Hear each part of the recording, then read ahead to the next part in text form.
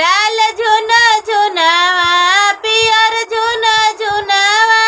खेले बबुआ अपना बाबा के आंगना खेले बबुआ खेलत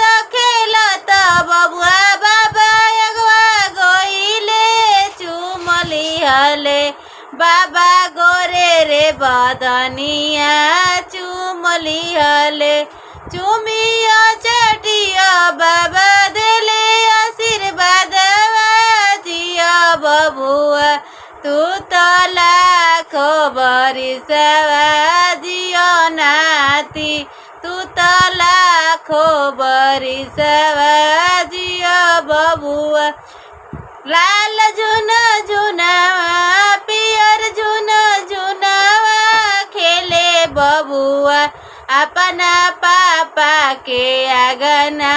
खेले बबुआ खेलत बबुआ पापा एकवा गोइले चुमली हले पापा गुलगुला गलिया चुमली हले चुमिया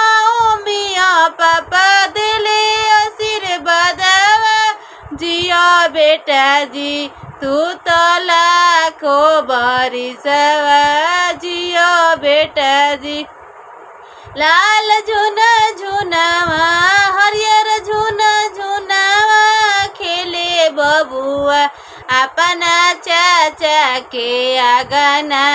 खेले बबुआ खेलत बबुआ गोविंद चाचा गोइले चुमली हले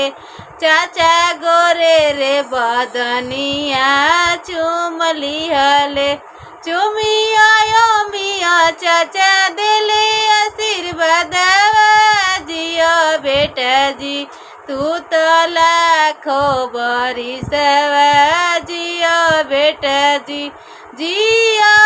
जी के नमवा सबका के रोशन कर